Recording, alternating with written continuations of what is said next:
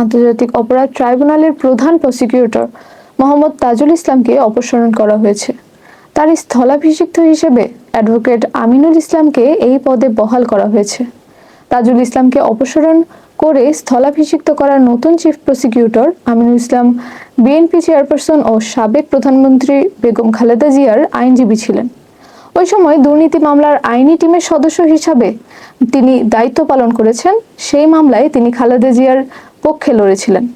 তার এই ভূমিকা নতুন নিয়োগের প্রেক্ষাপটে গুরুত্বপূর্ণ বলে মনে করা হচ্ছে। আন্তর্জাতিক অপরাধ ট্রাইব্যুনাল 2024 সালের জুলাই মাসে শিক্ষার্থী ও সাধারণ মানুষকে হত্যা ও আহত করার অভিযোগে আওয়ামী লীগের রাজনীতিবিদ এবং আইনশৃঙ্খলা বাহিনীর সদস্যদের বিরুদ্ধে মানবতা বিরোধী অপরাধের মামলা পরিচালনা করছে। এছাড়া 2009 থেকে 2024 সালের মধ্যে জোরপূর্বক গুমের ঘটনাগুলোর বিচারও চলছে। এ পর্যন্ত ট্রাইব্যুনালে 3টি মামলার বিচার সম্পন্ন হয়েছে। এর মধ্যেই অপসারণ করা হয়েছে আন্তর্জাতিক ট্রাইব্যুনালের চিফ প্রসিকিউটর অ্যাডভোকেট তাজুল ইসলামকে। জুলাই আগস্টের বিপ্লবের পরবর্তী সময়ে নতুন অন্তর্বর্তীকালীন সরকার যখন দায়িত্ব নিয়েছিলেন, সেই সময়ে বাংলাদেশের প্রায়োরিটি ছিল যে সদ্য ঘটে যাওয়া যে গণহত্যা বাংলাদেশের মাটিতে হয়েছিল, আমাদের তরুণ ছাত্র জনতা জীবন দিয়ে বাংলাদেশের একটা স্বৈর শাসনের অবসান ঘটিয়েছিলেন। তাদের যে উপরে সংগঠিত নিষ্ঠুরতা, তাদেরকে উপরে যে গণহত্যা হয়েছে, সেই বিচারের দাবিটা সেখানে প্রবলভাবে ছিল। ডক্টর ইউনূসের নেতৃত্বে অন্তর্বর্তীকালীন সরকার যখন দায়িত্ব নেন, তখন অন্তর্বর্তীকালীন সরকারের দুটো প্রায়োরিটির মধ্যে একটা ছিল এই জুলাই আগস্টের সংগঠিত হত্যাকাণ্ডের বিচার এবং রাষ্ট্রের বিভিন্ন জায়গায় রিফর্ম।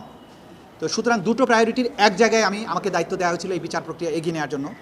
আমি যখন দায়িত্ব নিয়ে, আপনারা জানেন যে এই মূল ভবনটি তখন পরিত্যক্ত অবস্থায় ছিল, চিফ প্রসিকিউটরের কার্যালয় পরিত্যক্ত অবস্থায় ছিল, একটা টিন শেডে কার্যক্রম চলছিল। তার আগের প্রসিকিউশনে যারা ছিলেন তারা সব কিছু এলোমেলো রেখে পালিয়ে গিয়েছিলেন, বইপত্র নথিপত্র বৃষ্টিতে ভিজছিল। এরকম একটা বিশৃঙ্খল পরিস্থিতির মধ্য দিয়ে আমরা দায়িত্ব নিয়েছিলাম। সেখান থেকে আপনারা জানেন যে শুরু করেছিলাম, আমরা প্রথমেই ছুটে যাই আহত যারা আছেন হসপিটালে তাদের কাছে, যেখানে আলামত আছে গণহত্যার শিকার যারা হয়েছেন সেগুলোর কাছে আমরা ছুটে যাই এবং সেগুলো সংগ্রহ করতে থাকি। পরবর্তী সময়ে গুমের ব্যাপারে যে তদন্ত হয় সেগুলোর ব্যাপারে আমরা কাজ করি এবং এই কাজ করার মাধ্যমে আপনারা জানেন যে একটা কঠিন সময়ে যে কঠিন চ্যালেঞ্জ ছিল, সেগুলোর মধ্য দিয়ে আমরা বিচার প্রক্রিয়াকে এগিয়ে নেওয়ার চেষ্টা করেছি। কারণ আমাদের দায়বদ্ধতা ছিল বাংলাদেশের ছাত্র জনতার প্রতি, যারা জীবনের সর্বোচ্চটা দিয়ে বাংলাদেশকে দ্বিতীয়বারের মতো মুক্ত করেছেন, স্বাধীন করেছেন।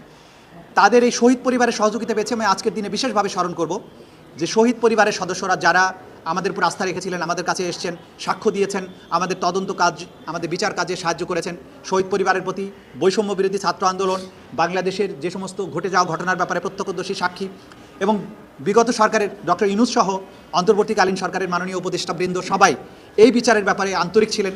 তারা আমাদের সর্বাত্মক সহযোগিতা দিয়েছেন, ট্রাইব্যুনাল পুনর্গঠন করেছেন, এখানে বিল্ডিংগুলোকে নতুন করে সাজিয়েছেন। সুতরাং সেই চ্যালেঞ্জের মধ্য দিয়ে আমরা যে দায়িত্বটা পালন করেছি, আজকে যে পর্যায়ে এসেছে বিচার একটা গতিশীল পর্যায়ে আছে।